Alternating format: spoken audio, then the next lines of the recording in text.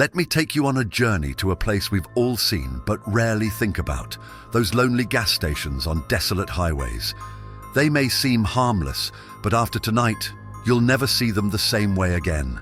These 5 true and terrifying tales will remind you that sometimes what's lurking in the shadows of an old gas station is far worse than you can imagine. And as you listen, I have to ask, what would you do in these situations? Let's dive in. Story 1. The Silent Passenger. Lily had been on the road for hours, heading back home after visiting her parents in another state. She preferred driving at night, less traffic, cooler air.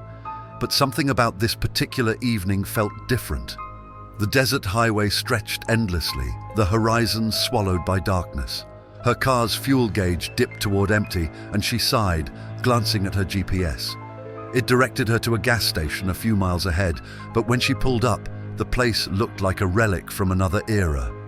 The sign creaked in the wind, its flickering neon barely spelling gas and goods. The pumps were ancient, their paint peeling, and the station itself was boarded up, with one dim light buzzing over the entrance.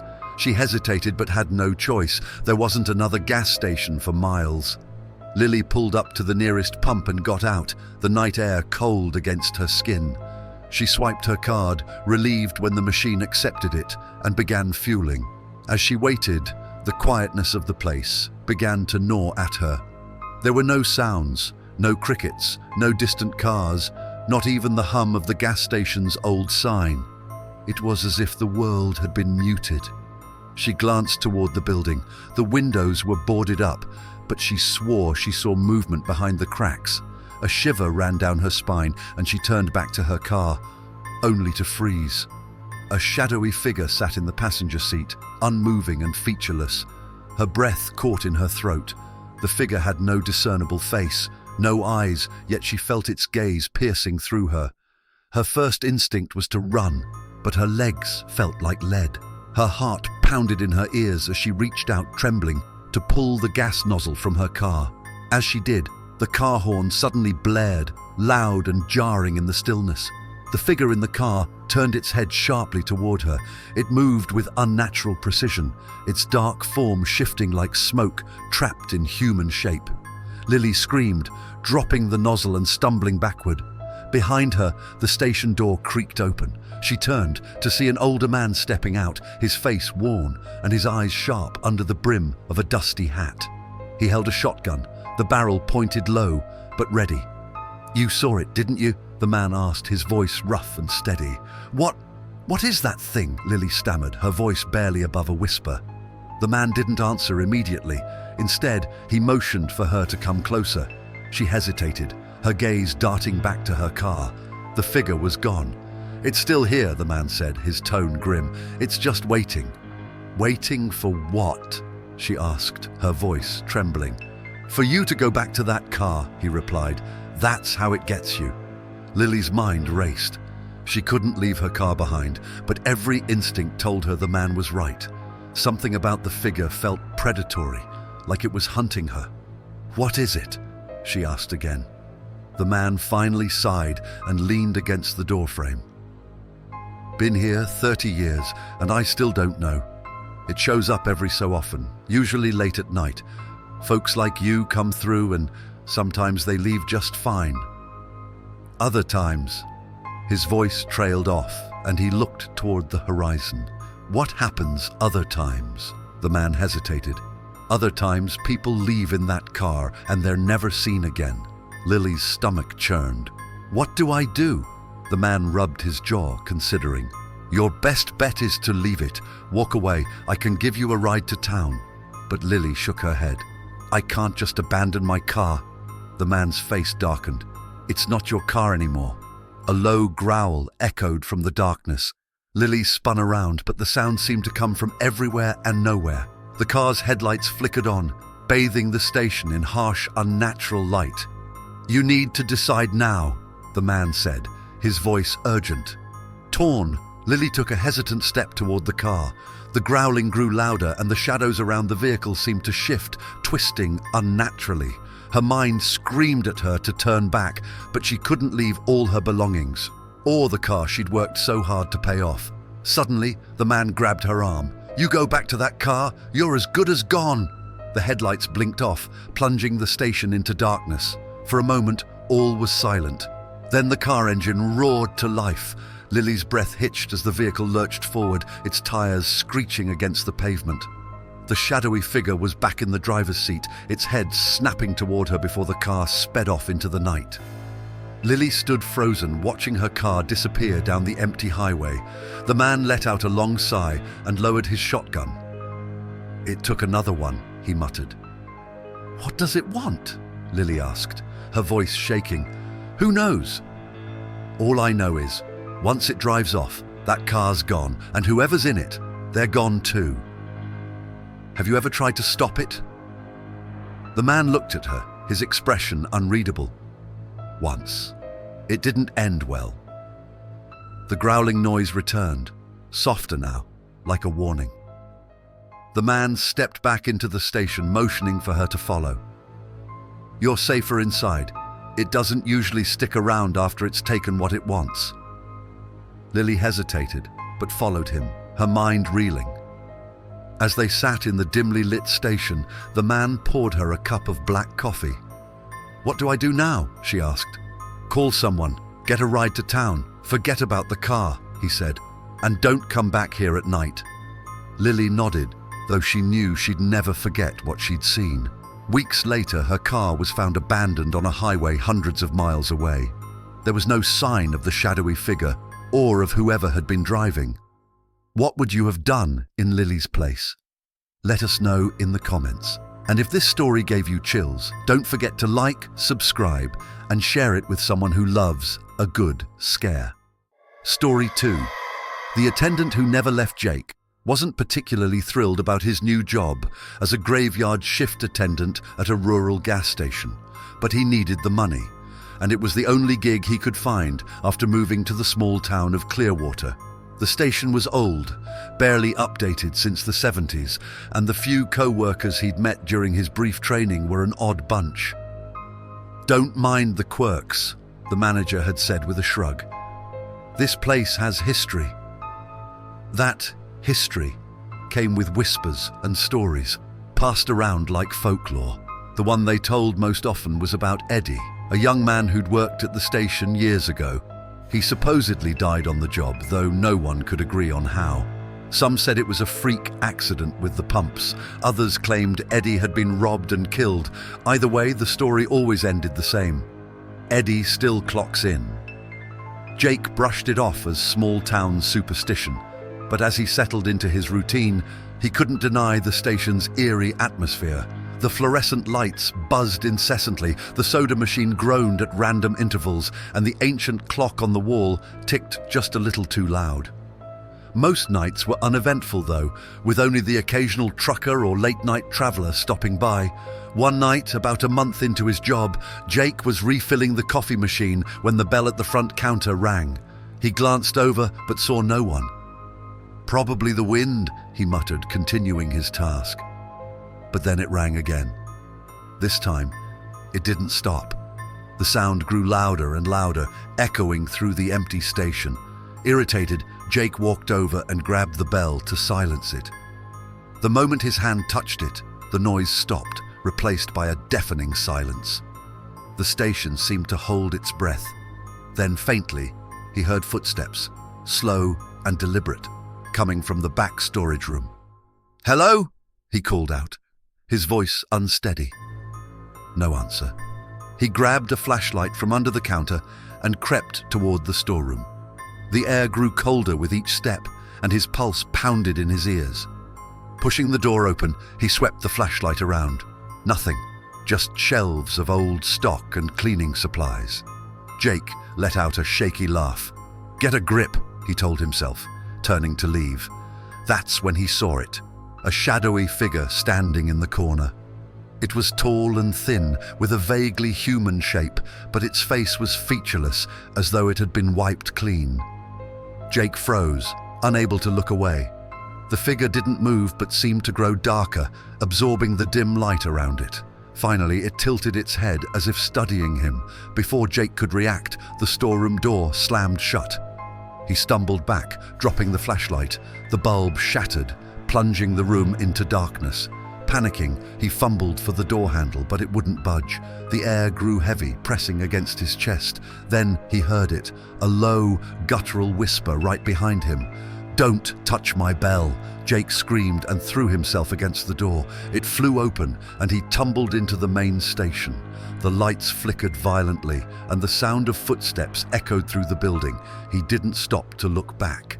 He bolted out the front door, sprinting into the empty parking lot. His car was parked a few feet away, but as he reached for the handle, he glanced back at the station. Through the glass door, he saw the figure standing at the counter, its hand hovering over the bell. Slowly, it turned its head toward him, though it still had no face. Jake didn't wait to see what would happen next. He jumped into his car and sped off, his hands shaking on the wheel.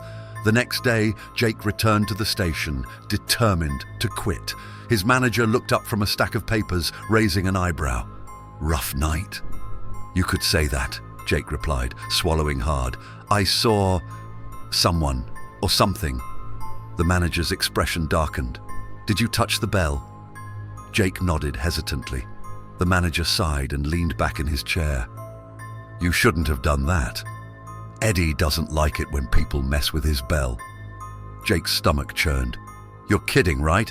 This is just some stupid story you guys made up." "Wish it was," the manager said. "But if you've seen him, you know it's real. Eddie's been here a long time. Some folks say he doesn't know he's dead. Others think he does and just doesn't care." Jake stared at him, trying to process what he was hearing.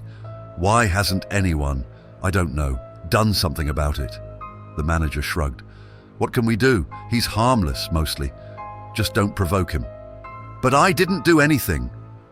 "You touched the bell," the manager repeated, his tone flat. Jake left the station that day, swearing he'd never return. But something kept gnawing at him, a mix of curiosity and dread. Who or what was Eddie? Was he really a ghost, or was there another explanation? A week later, Jake made a decision. Armed with a camera and a pocket knife, he returned to the station in the middle of the night. The place was empty, just as he expected. He walked inside, his heart pounding, and approached the counter. The bell sat there, innocent and unassuming. "All right, Eddie," Jake said aloud, his voice trembling. "If you're real, show yourself." For a moment, nothing happened. Then the lights flickered, and a chill filled the air. The bell rang once, then twice. Slowly, the shadowy figure emerged from the back room, its form clearer than before.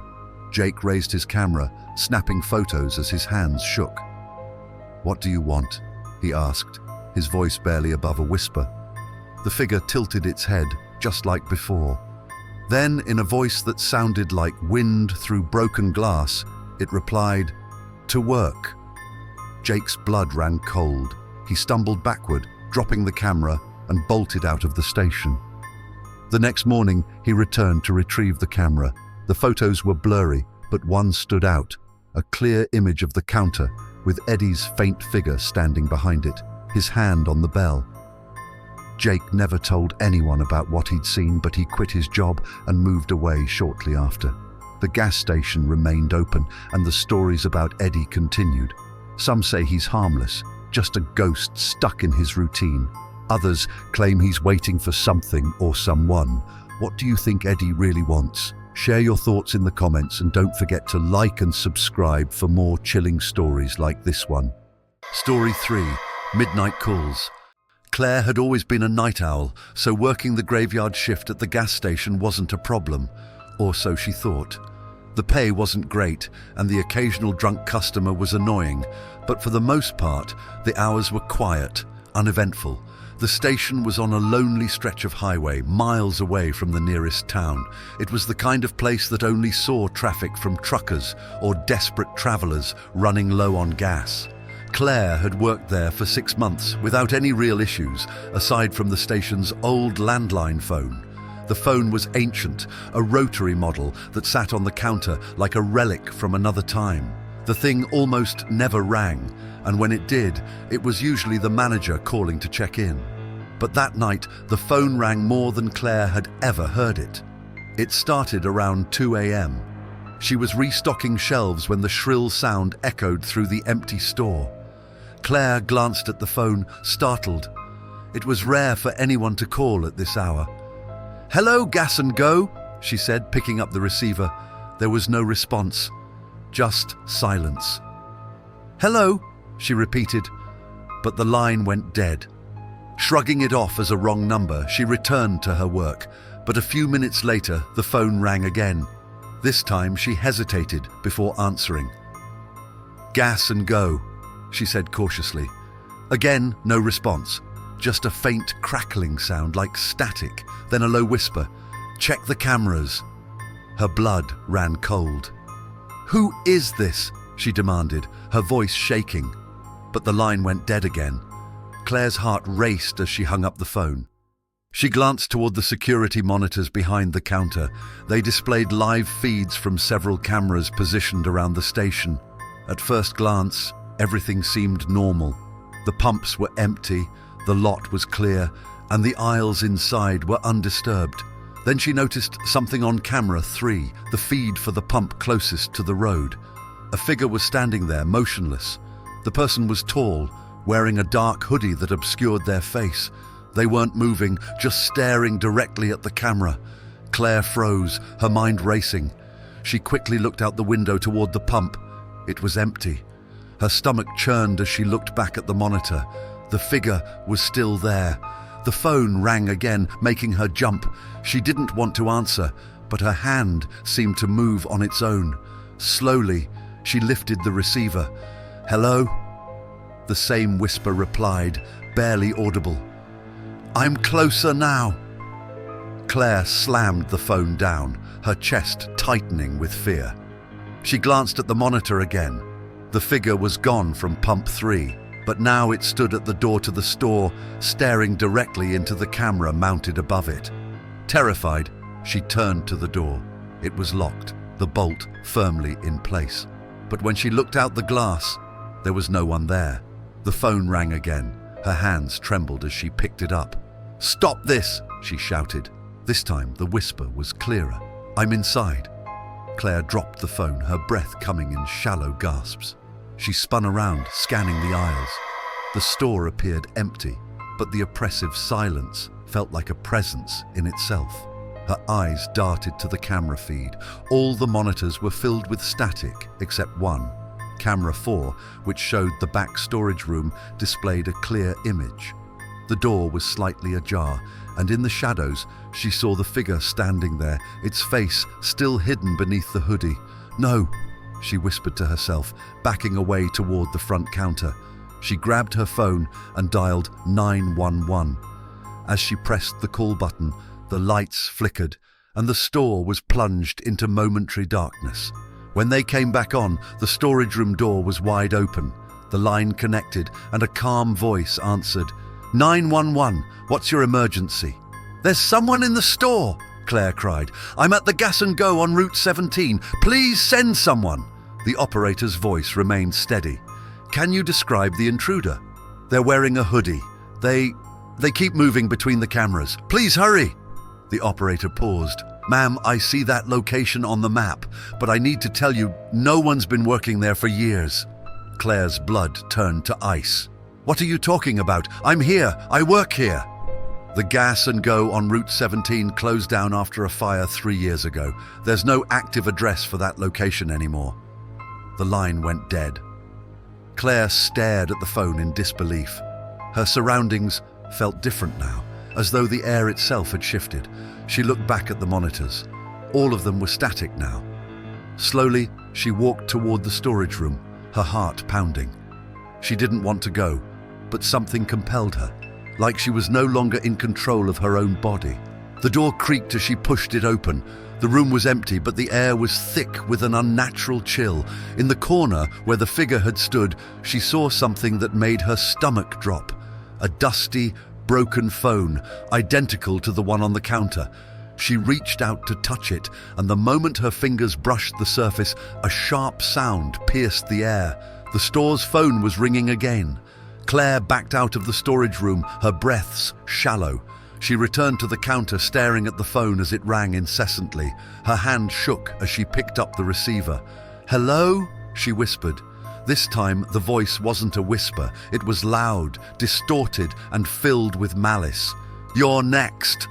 The lights flickered again, and when they came back on, she wasn't alone. The figure stood on the other side of the counter, its hood still obscuring its face. Slowly, it reached out, its hand pale and skeletal, and placed it on the phone. Claire screamed, stumbling backward, but when she blinked, the figure was gone. The next morning, the day shift manager arrived to find the store empty. Claire's belongings were still there, her bag, her phone, but there was no sign of her. The police investigated, but the only clue they found was a single recording on the station's phone line.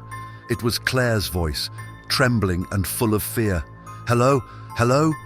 Please help me. It's inside."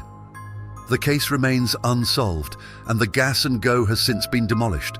But locals still talk about the station and the strange calls that came from its number, even years after the line was disconnected. What do you think happened to Claire? Share your theories in the comments, and don't forget to like and subscribe for more stories like this one. Story 4. The Forgotten Tunnel. Ethan was a mechanic by trade, but work had been slow lately, so when his cousin offered him a side gig hauling a broken-down car to the next town, Ethan jumped at the chance. The pay was good, and it was supposed to be an easy drive. But as luck would have it, his truck's engine started acting up just as he passed a decrepit gas station on a desolate highway. The station looked abandoned, its signs swinging in the wind and the pumps covered in rust. Still, it was the only place around for miles. He parked his truck and walked inside, where an elderly attendant sat behind the counter. The man's face was gaunt, his expression unreadable, as though he'd been sitting there for decades. "Need some help?" Ethan said, pointing to his truck. The attendant squinted at him. "Mechanic lives close. I'll call him for you." Ethan nodded, but something about the man's voice made him uneasy. The attendant didn't reach for a phone. Instead, he slid a flashlight across the counter and said, "Take the path out back. You'll find him." Ethan hesitated. "Why not just call him here?" The old man didn't answer, his bony hand gesturing toward a door behind the counter. Ethan sighed, pocketed the flashlight, and stepped outside, following the dirt path as instructed. The path twisted through overgrown weeds and patches of dry, brittle grass. After a few minutes, he came across a wide concrete opening set into the ground, a tunnel. Its entrance was marked with a faded, rusted sign, "Do not enter." The mechanic in him balked. He didn't believe in superstitions or ghost stories, but something about the dark, gaping hole gave him pause. Why would a mechanic live in a tunnel? He muttered to himself. Still, he pressed on, stepping carefully into the darkness. His flashlight beam danced across the damp walls, revealing graffiti, old pipes, and stains that looked uncomfortably like dried blood. The air inside was cold and heavy, and the deeper Ethan went, the more oppressive it felt. After about 10 minutes of walking, he stumbled across something odd. Shoes, dozens of them, scattered across the tunnel floor. "What the hell?" Ethan whispered, crouching to inspect them. They were all mismatched, covered in dust, and arranged haphazardly as if dropped in a hurry. A low sound echoed through the tunnel, stopping him in his tracks. It was a scraping noise, like something heavy being dragged across the concrete. "Hello?" he called out, his voice trembling. The scraping stopped, replaced by a faint rustling sound. Ethan's flashlight flickered and he cursed under his breath. He tapped it against his palm, but it went out completely, plunging him into darkness. For a moment he stood frozen, listening to the sound of his own breathing. Then he heard it again, the scraping noise, louder this time and closer. Panic set in as he fumbled with the flashlight, finally getting it to flicker back on. He shone the beam down the tunnel and felt his stomach drop. A figure stood about 20 feet away. It was tall and gangly, its limbs unnaturally long, and its body hunched over. Its head turned toward him, and though it was too far to see clearly, Ethan could feel its gaze boring into him. "Who's there?" he shouted, trying to sound braver than he felt. The figure didn't move. Then, without warning, it let out a guttural, inhuman screech that reverberated through the tunnel. Ethan's instincts kicked in and he ran. His boots pounded against the concrete as the screech echoed behind him. He didn't dare look back, but he could hear the creature's heavy, uneven footsteps closing in. He tripped over a pile of shoes, sprawling onto the cold floor. His flashlight skidded away, its beam illuminating the tunnel wall. Scrambling to his feet, he grabbed the flashlight and whipped it around, expecting to see the creature.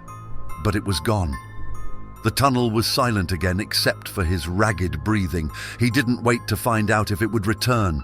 He bolted for the entrance, his legs burning with every step.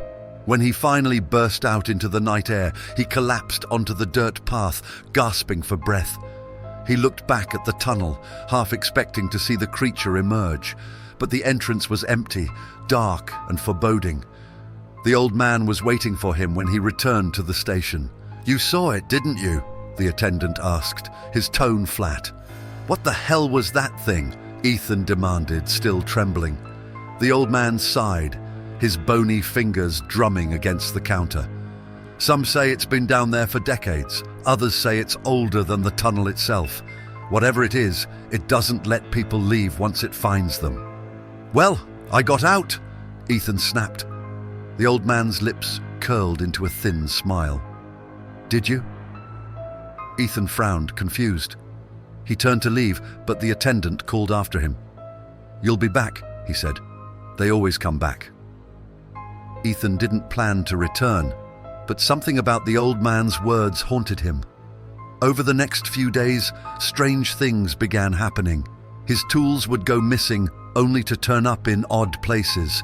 His dreams were filled with the screeching sound from the tunnel, and he'd wake up in a cold sweat. Then one night he found a single, dusty shoe on the floor of his garage. It was the same kind he'd seen in the tunnel. The shoe was followed by another the next night, and another. Soon, his garage was littered with them, and no matter how many he threw out, they kept returning. Desperate for answers, Ethan drove back to the gas station. But when he arrived, the building was gone. The pumps, the sign, the attendant, it was as if they'd never existed. All that remained was the dirt path leading to the tunnel. Ethan was never seen again. But truckers passing through the area sometimes report hearing strange noises in the night, scraping sounds, faint screams, and the unmistakable screech of something inhuman. The tunnel is still there, hidden in the weeds, waiting for its next visitor. What do you think Ethan encountered in that tunnel? Share your theories in the comments, and don't forget to like, subscribe, and share this story with someone who loves a good scare. Story 5. The Last Stop. Greg had always considered himself a practical guy.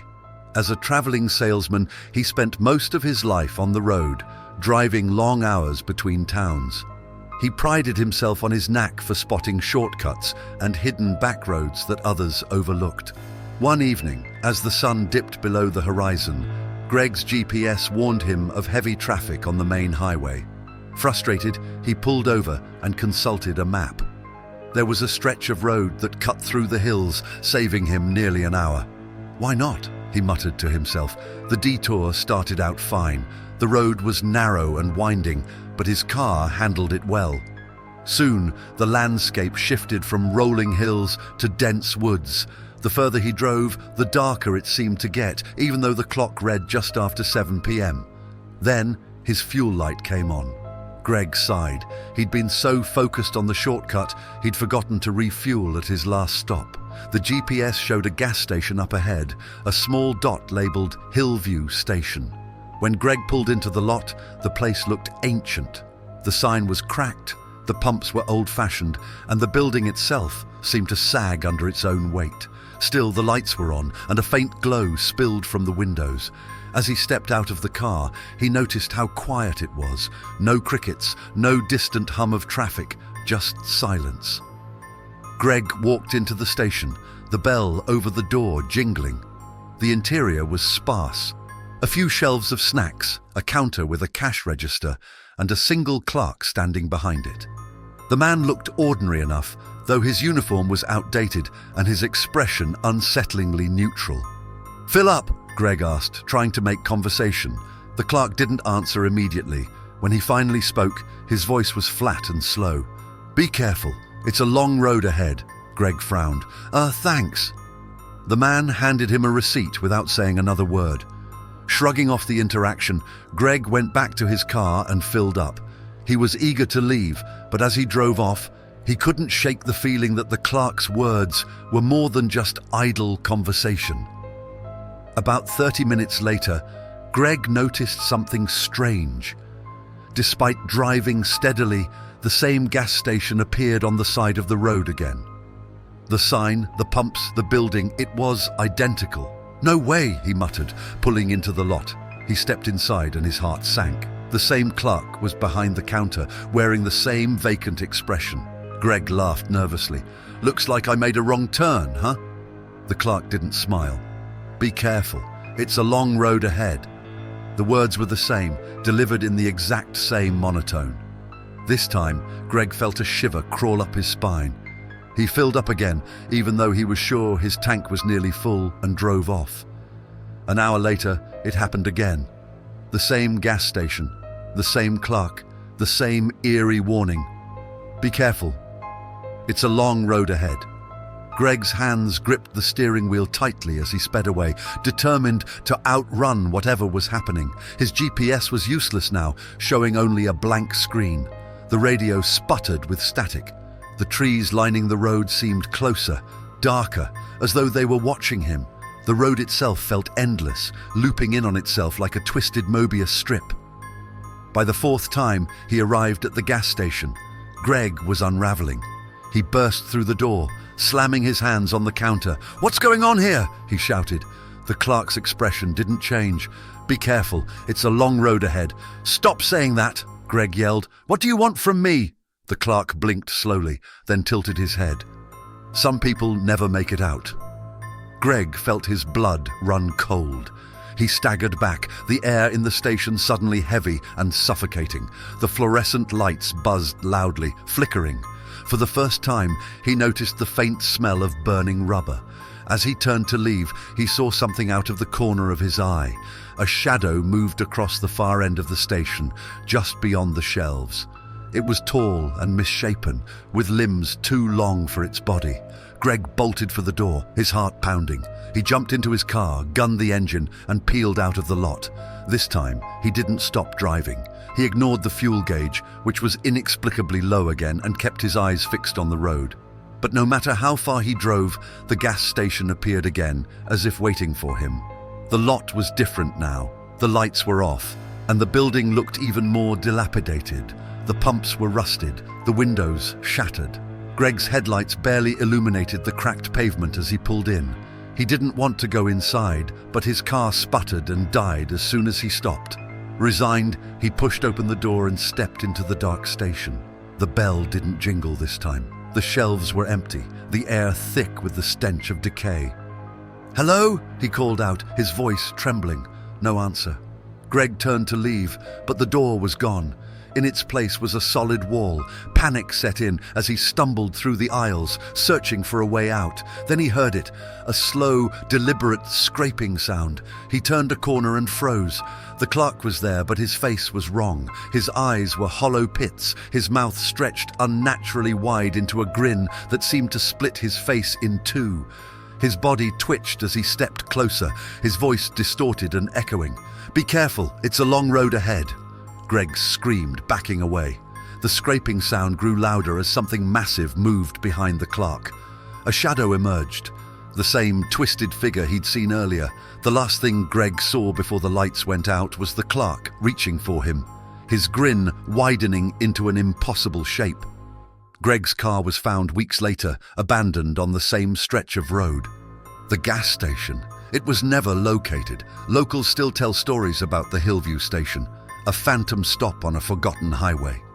They say it traps weary travelers, forcing them to relive the same night over and over until they're lost forever. Some claim the station is cursed, a liminal space between worlds.